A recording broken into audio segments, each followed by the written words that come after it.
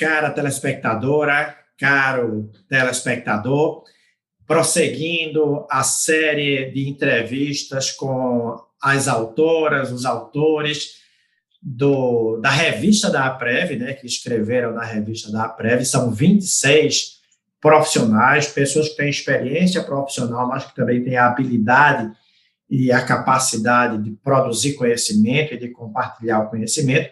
Nós trazemos a doutora Gabriela Japiaçu e a doutora Marília Farias. E o tema delas é muito interessante. Primeiro, me permita falar um pouco de cada uma. A doutora Marília Lira de Farias, ela é advogada, é especialista em direito previdenciário e é sócia de Farias e Coelho Advogados. E aí eu vou contar uma parte que é minha, que me honra muito. Eu já tive a honra de tê-la como aluna ainda na graduação. E Gabriela Japiaçu é uma grande professora, é uma pessoa de uma grande presença, não apenas nas redes sociais, mas na sala de aula propriamente dita. É advogada, é especialista em direito e processo do trabalho e é sócia em Martorelli Advogados. Né? Então, assim, são dois quadros de primeira grandeza, estrelas de primeira grandeza da advocacia e do conhecimento previdenciário. E o tema fundamental do artigo delas é sobre as questões acidentárias, né? E é por esse motivo que eu venho trazer a primeira pergunta. Fiquem à vontade para responder, para complementar, para intervir uma no espaço da outra. Mas a primeira pergunta é: por que causa acidentária? Por que falar? Como vocês escolheram esse tema? Como surgiu a ideia de escrever este artigo? Olha, Ricardo, eu vou me atrever a começar aqui a falar. E, inicialmente, eu queria agradecer muito aqui a Marília pelo convite em participar desse artigo, de um tema tão rico, né, eu diria multidisciplinar. Então, queria agradecer aqui a ela, aproveitar e agradecer a você também, agradecer a APREV, seu nome, pela receptividade na produção desse trabalho, pela condução de excelência nesse trabalho. Eu estou muito honrada em participar dessa produção. E respondendo aqui, tentando ser um pouquinho objetiva nessa sua pergunta, como é que se deu essa ideia? Eu e Marília somos duas advogadas atuantes que vivemos muitas inquietações nas atuações, né, tanto trabalhista quanto previdenciária. E, frequentemente, a gente se depara com as áreas se tocando, tanto a área previdenciária quanto a área trabalhista, elas se tocando frequentemente. Então, em razão disso, frequentemente também a gente conversa bastante, a gente troca figurinha. E aí, aconteceu em uma reclamação trabalhista que eu acompanho, ainda estou acompanhando, um determinado trabalhador, ele vir ir à Justiça Especializada, na Justiça do Trabalho, buscando o reconhecimento de uma doença ocupacional, quando, na realidade, ele tinha recebido um benefício já pelo INSS em razão dessa doença, mas o benefício por doença comum, né, a espécie B31. E aí ele bateu as portas do Judiciário Trabalhista para, então, requerer o reconhecimento daquela doença como ocupacional, pedindo indenização por danos morais, pedindo uma pensão mensal vitalícia, entre outros pedidos. E aí, durante a instrução processual, ficou comprovado que lá na esfera administrativa, perante o INSS, ele sequer tinha requerido a conversão desse benefício para B91, ele não tinha contestado, né? E aquilo ali me intrigou, foi quando eu busquei conversar com Marília para entender como isso pode acontecer, né? Como ele sequer lá na esfera administrativa, perante o INSS, ele contestou aquele benefício por doença comum, e agora vem às portas do Judiciário Trabalhista, o INSS enquadrou erroneamente o benefício. A Marília foi bem cirúrgica nas elucidações dela sobre a competência da Justiça Estadual nessas causas acidentárias. E aí se desenvolveu esse nosso estudo e a produção desse artigo. Bom, então, tem uma coisa que me incomoda bastante, que me deixa inquieto, e eu vou aproveitar essa oportunidade para poder perguntar a vocês. Por que as causas acidentárias, a discussão da existência de acidente de trabalho é matéria da Justiça Estadual e não da Justiça Federal, e porque mesmo com a reforma, né, permanece lá? Bom, Ricardo, eu vou aproveitar aqui a introdução, os agradecimentos de Gabriela, tá? E vou passar a responder de pronto a tua pergunta. No nosso artigo, essa justificativa, ela traz algumas questões históricas, políticas e econômicas para poder a gente tentar responder, ainda que parcialmente, esse questionamento, né? Então, nós fizemos uma digressão histórica, né, para tentar identificar essa razão, né, de manutenção da Justiça Estadual, e a gente entendeu que o que houve, né, aí após a Revolução Industrial, né, na substituição da manufatura pela maquinofatura, a fragmentação das tarefas, né, isso desencadeou esses movimentos repetitivos, a própria utilização precária do maquinário desencadearam aí muitos acidentes do trabalho, e foi onde passou-se a discutir como isso iria acontecer, como essa indenização poderia chegar ao trabalhador, né? E esses primeiros registros de indenização por infortúnio trabalhista tinham um cunho de direito comum em lugar de um direito propriamente social, né? Até porque o próprio custeio dessas caixas de indenização não eram compulsórias, então era uma opção do empregador, né?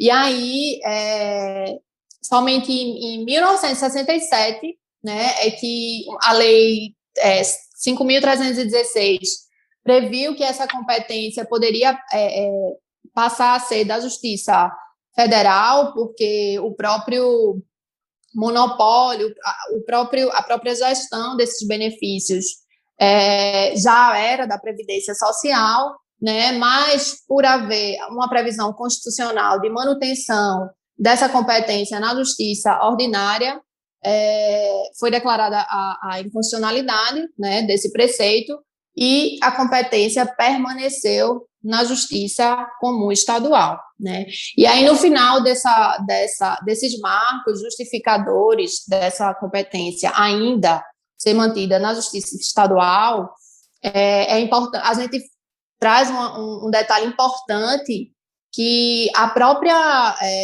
PEC 6 de 2019, que originou a emenda constitucional atualmente vigente 103, chegou a prever, né, a transmudação da competência da Justiça Estadual para a federal, mas, no final das votações, esse dispositivo foi excluído, né?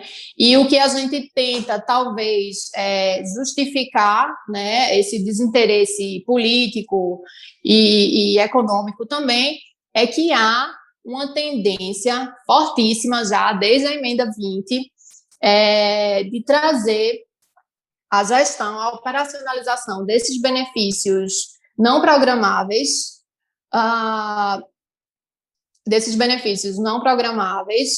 para a gestão privada. Então, é como se houvesse uma intenção legislativa, executiva, judiciária de passar a discutir isso apenas na seara do direito privado e não mais do direito social, né?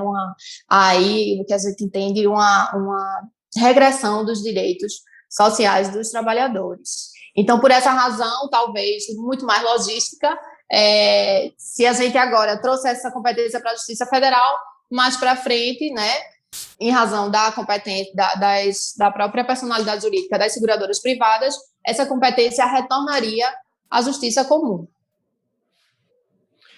Ok, eu vou agora fazer a minha última pergunta e quero já pedir que vocês já se preparem para fazer também as considerações finais. Alguma coisa que eu não perguntei, fiquem à vontade para a casa de vocês, né? Fiquem à vontade para fazer qualquer complementação, né? O artigo ele aponta vários problemas, vários dilemas, vários desafios, e vocês, ao final do estudo, apontam uma solução, né? Então, qual foi a solução apontada, né, no estudo? Bom, antes de começar essa resposta, deixar bem claro que, assim, uma das nossas defesas nesse artigo é que o benefício acidentário, ele funciona como uma espécie de condição para que se desenvolva uma ação trabalhista com base naquele acidente ou doença do trabalho, porque naquela caracterização há ali um interesse que precisa ser anteriormente discutido da empresa, do INSS e do trabalhador. Então, por uma questão óbvia, o INSS não participa da lei trabalhista. Então, por essa razão, a gente acha que a gente defende, né, que, embora isso não seja respeitado, assim é como está disposto em lei. Então, a solução prática, Ricardo, para que não haja essa invasão de competência, essa inobservância do contraditório, entre outros aspectos e garantias e direitos, né, do ponto de vista não só empresarial, mas também, e por que não, do empregado, seria alteração legislativa, né, desde que bem elaborada, né, textualmente falando, com atenção aos preceitos que abordamos no artigo, e haja aí observância dessa pluralidade subjetiva, né, do ponto de vista dos interesses, quando há ali uma caracterização de acidente do trabalho, né. Mas, diante desse interesse que eu mencionei, político, econômico, né, essa sugestão, né, a nossa abordagem, ela surgiu como parte dessa solução, que é trazer à tona, né, essa razão, o motivo desse jogo de competências, né, para que os julgadores, não só os julgadores, mas também os operadores do direito, possam efetivamente saber aplicar, entender a lei como ela está prevista, sob pena de seguirmos nadando no mar de segurança jurídica que o Brasil hoje está inserido, e isso nos afeta muito negativamente, né? Perfeito, perfeito. Você veja que, Ricardo, pela sua segunda pergunta e pela resposta de Marília, a gente está aqui, a discussão que houve foi entre a divisão de competência, conflito, se era da Justiça Estadual, da Justiça Federal, mas em nenhum momento isso foi colocado para a Justiça do Trabalho, né, legalmente falando. E, na prática, não é o que a gente vê. Na prática, realmente, existe essa confusão de competência, né? E essa situação pontual que eu observei em uma reclamação trabalhista, ela não é esporádica, ela é muito comum de acontecer. Então, a solução que a gente vislumbrou e que a gente apontou nesse artigo é justamente levando em consideração que a titularidade do benefício acidentário tem que ser um pressuposto para uma requisição aí, um requerimento pelo trabalhador à justiça especializada de uma indenização por danos morais, de uma indenização por danos materiais. Então, até que haja, de fato, já que defendemos a competência da justiça estadual, até que haja, de fato, uma conclusão pela existência de nexo de causalidade, de acidente de trabalho, de nexo de causalidade, de doença equiparada a acidente de trabalho, o processo trabalhista, então, ele deveria ficar suspenso, né? Então, nós, enquanto advogados, enquanto defensores da justiça, caberia aqui a nós, perante o judiciário, fazer esse pleito, né? Inserir esse assunto, esse tema, no judiciário trabalhista. Ok, doutoras. Tem alguma coisa mais que gostariam de evidenciar? Suas últimas palavras? Bom, olha, me convidem para mais. Desculpa, Marília. Foi não. Me convidem para mais produções. Assim, eu realmente acredito que as áreas elas se tocam o tempo inteiro, né? E quando há uma atuação assim multidisciplinar, só temos a ganhar, o judiciário, as pessoas físicas, as pessoas jurídicas, todos os envolvidos nas lides só têm a ganhar. Verdade. Então, a gente já está aqui se autoconvidando para a próxima revista, a Prev. Uma coisa que eu aprendi bastante com o Ricardo e com qualquer tipo de artigo que a gente venha elaborar, né, com a qualidade aí que o Ricardo conduziu, a gente aprende muito quando a gente passa a escrever sobre o tema, quando a gente quer que aquela pessoa, o destinatário daquela mensagem, entenda o que a gente está falando, né? Isso, assim, seja professor, seja aluno, isso é muito positivo e muito construtivo para todo mundo. Perfeito. Gabriela, Marília, agradecer muito a disponibilidade de vocês para estar aqui com a gente, compartilhando. Agradecer o artigo que vocês fizeram, é maravilhoso. Vou alertar os profissionais, o artigo está muito bom. Você encontra ele à tua disposição no site da APREV, você pode fazer o upload gratuitamente da revista, da íntegra da revista, e vale a pena, você que é advogado, você que é estudioso da área do direito, da área das questões acidentárias, né? Então, fazer o convite, te inscreve no canal, compartilha esse vídeo para que mais pessoas tenham acesso, curte e ativa o sininho, porque a gente tem ainda muita gente boa, da qualidade dessas duas excelências profissionais, e acompanha que tem muita coisa boa por aí. Valeu. Obrigado, doutoras. Obrigada, tchau, tchau. Obrigada.